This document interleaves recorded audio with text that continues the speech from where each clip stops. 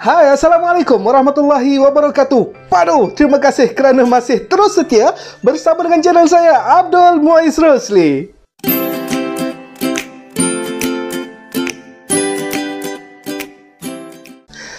Para pelajar yang saya hormati sekalian, kalau sebelum ini kita hanya menumpukan kepada pelajar-pelajar lepasan SPM, kali ini tibalah masanya untuk kita beralih pula kepada pelajar-pelajar lepasan STPM, diploma, matrikulasi, asasi dan setaraf dengannya.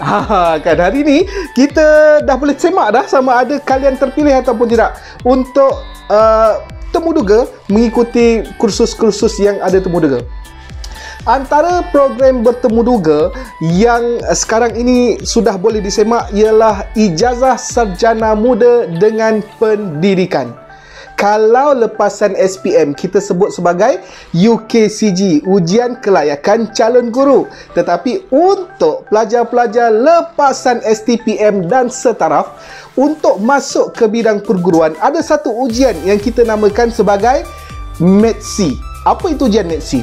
METC ini adalah merupakan satu akronim yang mana maksudnya ialah Ujian Malaysian Educator Selection Inventory.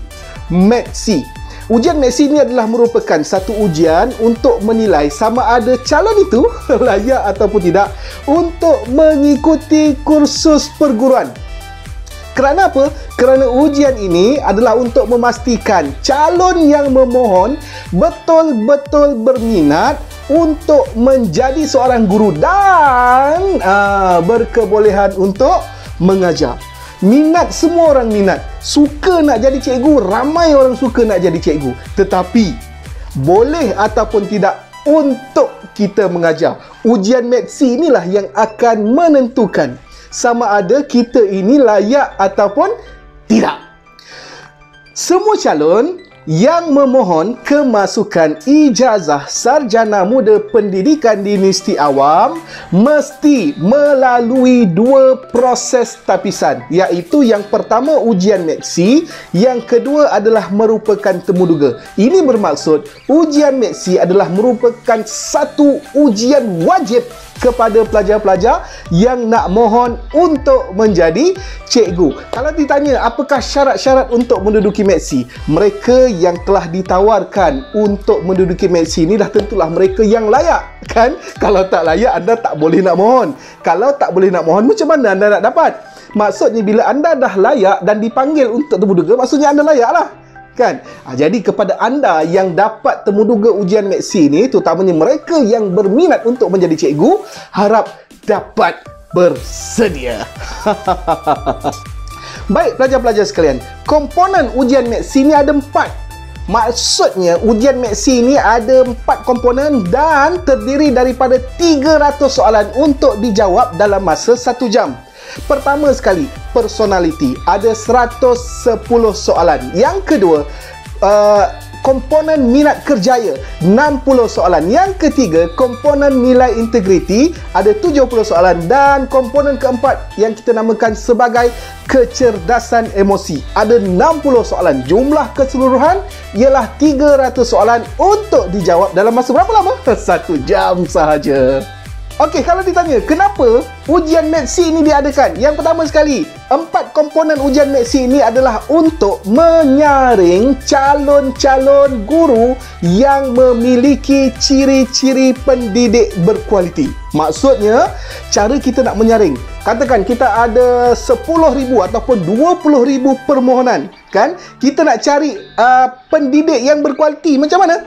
Kita gunakan saringan dengan melaksanakan ujian METC. Itu yang pertama. Yang kedua, personality sebagai seorang guru juga akan dinilai. Sebab itu, dalam ujian METC, soalan yang paling banyak ialah soalan berkenaan dengan personality. Ada 110 soalan. Maksudnya, personality guru-guru ini akan dinilai termasuklah perwatakan dan penampilan yang menepati keperluan profesion perguruan. Maksudnya bukan senang-senang nak jadi cikgu. Yang ketiga, mengenal pasti calon yang benar-benar meminati bidang kerjaya berkenaan. Bukan sekadar nak sertai bidang pendidikan ini hanya sekadar apa orang kata, dah tak ada kerja lain dah. kan? Ataupun daripada aku menganggur, baik aku jadi cikgu. Tidak pelajar sekalian. Jadi ujian Maths inilah yang akan membantu untuk melihat bagaimanakah keadaan awal pelajar tersebut sebelum dipilih untuk menjadi seorang guru.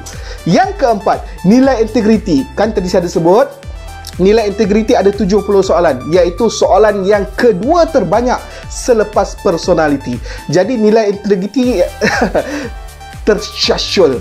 Jadi nilai integriti ini adalah merupakan satu aspek yang sangat penting untuk menjadi seorang guru yang berwibawa dan mampu menjana kecemerlangan pelajar. Jika guru-guru tak ada integriti, macam mana nak melahirkan pelajar-pelajar yang cemerlang? Betul tak? Itu dia yang perlu kita fikirkan. Jadi saya kira setakat ini saja. Selepas ini saya akan buat lagi beberapa video berkenaan dengan ujian Maths. Jadi teruskan bersama dengan channel saya, channel Abdul Muiz Rusli. Stop wishing, start doing. Fikir-fikirkan, mudah-mudahan segala impian kita akan menjadi kenyataan.